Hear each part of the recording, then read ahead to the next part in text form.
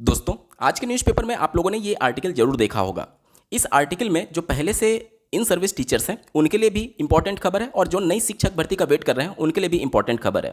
पहले बात कर लेते हैं ऐसे अभ्यर्थियों के बारे में जो कि नई शिक्षक भर्ती का वेट कर रहे हैं। आप अपने स्क्रीन पर देख पा होंगे, यहाँ पर डेटा दिया गया है कि 25 ऐसे जिले हैं जहाँ पर जो मानक होता है छात्र शिक्षक अनुपात का, वो मानक से बहुत कम शिक्षक वहाँ पर देखने को मिल रहे हैं। आप अपने स्क्रीन पर देख पा होंगे और सबसे बुरी हालत जो है वो श्रावस्ती जिले का है, जहाँ पर 71 छात्रों पर एक शिक्षक का अनुपात है।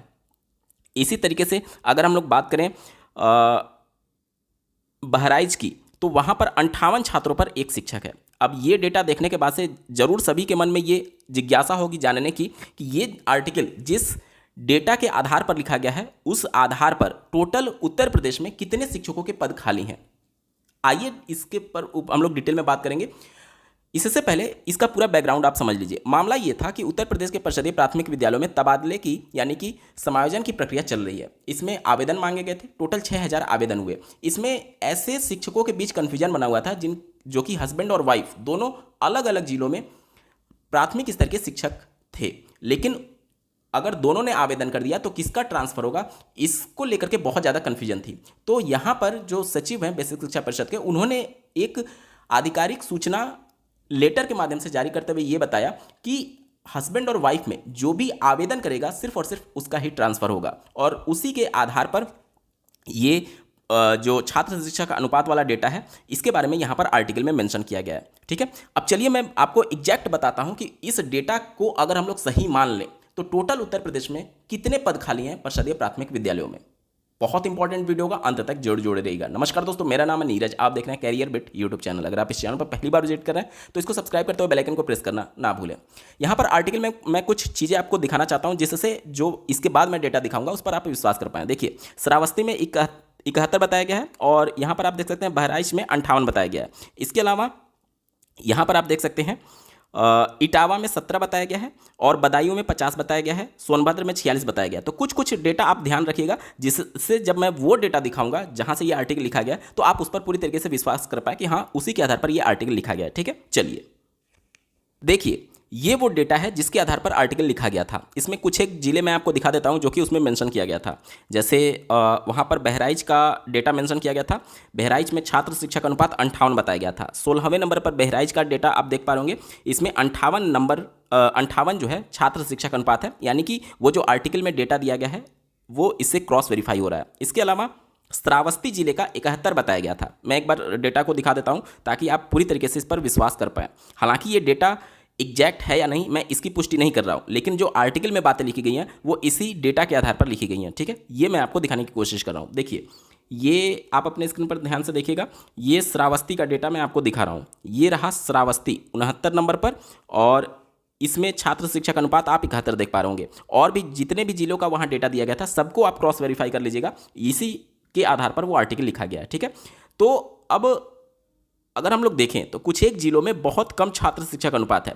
इससे हमें मतलब नहीं है, क्योंकि जब भी शिक्षक भर्ती आएगी तो भर्तियां जो आती हैं वो पर्टिकुलर जिले वाइज तो आती नहीं है। पहले जिले वाइज भर्तियां हुआ करती थी, लेकिन अब सेंट्रल लेवल पर ये भर्तियां होती हैं। मतलब कि ओवरऑल हमें देखना होगा कि कितने छात्र शिक्षक अनुपात अभी वर्तमान में है। अगर आप सदन में बेसिक शिक्षा मंत्री के जवाब को भी देखेंगे तो वो अलग अलग जिले का डेटा नहीं देखते हैं। अब यहाँ पर चूंकि ट्रांसफर जिले वार हो रहा है, इस वजह से अलग अलग जिलों का डेटा देखा जा रहा है। लेकिन जब भी शिक्षक भर्ती आती है तो वहाँ पर सेंटर लेवल पर, मतलब कि पूरे राज्य में छात्र शिक्षक अनुपात कितना है और उसके हिसाब से कितने शिक्षकों के पद खाली हैं उसके हिसाब से डेटा निकाला जाता है। तो हमें ओवरऑल देखना होगा, पूरे जनपद का देखना होगा। अब अगर इसी डेटा पर हम लोग रिलाई करें जो कि उस आर्टिकल में लिखा गया, तो देखिए यहाँ पर ग्रैंड टोटल के बारे में बताया गया है। यहाँ पर भी ये बताया गया है कि टोटल स्कूलों की संख्या जो है वो 1,11,533 है। अब इस डेटा पर मुझे थोड़ा सा डाउट क्यों हो रहा है, क्योंकि उत्तर प्रदेश में जो टोटल सरकारी विद्यालयों की संख्या है वो 1 लाख,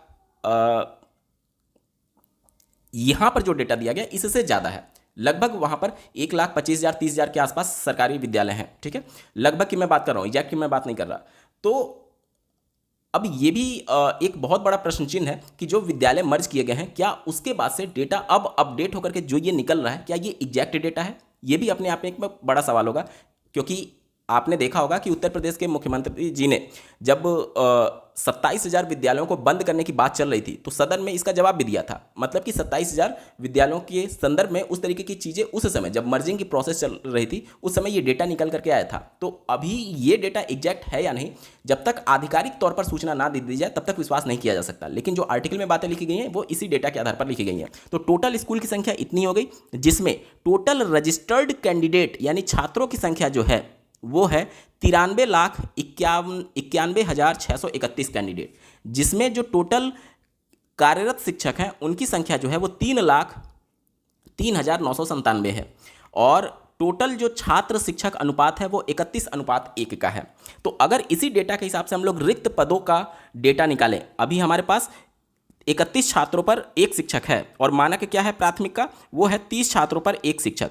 तो आरटी के इस मानक के हिसाब से अगर टोटल रिक्वायर्ड टीचर की संख्या निकालें, वो कैसे निकालेंगे, टोटल नंबर ऑफ कैंडिडेट जो कि रजिस्टर्ड है उसमें हमें डिवाइड करना होगा, कितने से, 30 से डिवाइड करना होगा। तो यहाँ पर देख लीजिए total number of registered candidate जो है वो 93,91,631 है। ठीक है, अपने स्क्रीन पर आप देख पा रहे होंगे 93,91,631, और इसमें मैं डिवाइड कर देता हूँ मानक जो है उसके हिसाब से।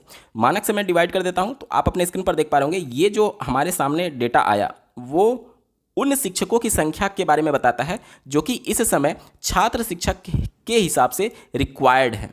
क्या है, रिक्वायर्ड है। देखिए दो तरीके के पोस्ट होते हैं, एक होता है सैंक्शन पोस्ट।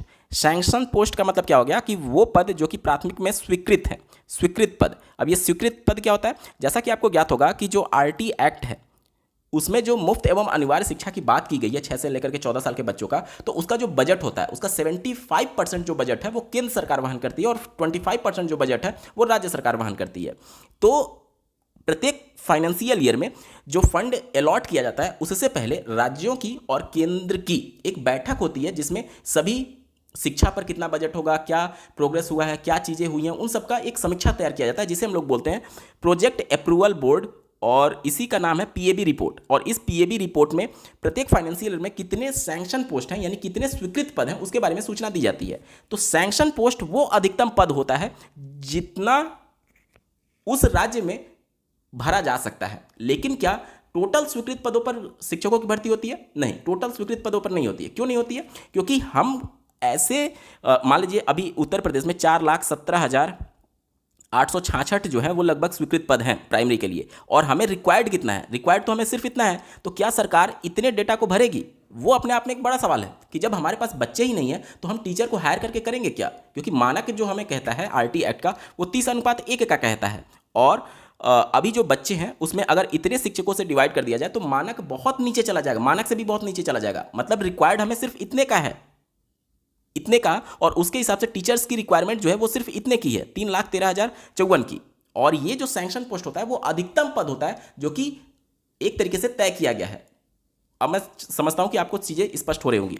तो टोटल रिक्वायर्ड जो टीचर की संख्या है वो इतनी है, और उस डेटा में कितने टीचर अभी कार्यरत हैं उसको इसमें से अगर हम लोग घटा देंगे तो हमें पता चलेगा कि कितने पद खाली हो सकते हैं उस डेटा के हिसाब से। ठीक है, चलिए आप अपने स्क्रीन पर देख पा रहे होंगे ये है टोटल कार्यरत शिक्षकों की संख्या जो कि है 3,03,997। फिर से देखिए 3,03,997।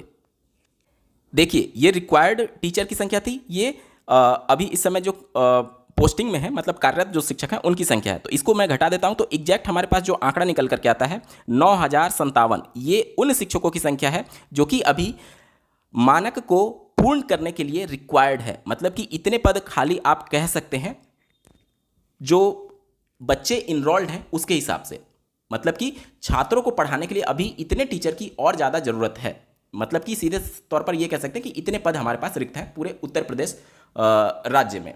ठीक है, अब ये जो पूरा कैलकुलेशन हुआ है वो उस डेटा के आधार पर हुआ है जो कि अभी मैंने आपको दिखाया, और उसी डेटा के आधार पर आर्टिकल लिखा गया है। लेकिन उस डेटा की अभी मैं पुष्टि नहीं करता हूँ क्योंकि जब तक कि आधिकारिक तौर पर वो डेटा प्रकाशित नहीं किया जाता है किसी बड़े अधिकारी के द्वारा तब तक उस पर विश्वास नहीं किया जा सकता है। लेकिन आर्टिकल में जो बातें लिखी गई हैं उस डेटा के आधार पर मैंने कैलकुलेट करके दिखाया कि उत्तर प्रदेश में कितने पद अभी इस समय खाली हैं। आपको क्या लगता है कमेंट के माध्यम से जरूर बताइएगा, और ऐसे ही महत्वपूर्ण अपडेट के लिए इस चैनल को सब्सक्राइब करना ना भूलें। इस वीडियो को देखने के लिए आपका बहुत बहुत धन्यवाद। भगवान करे आपका दिन शुभ हो।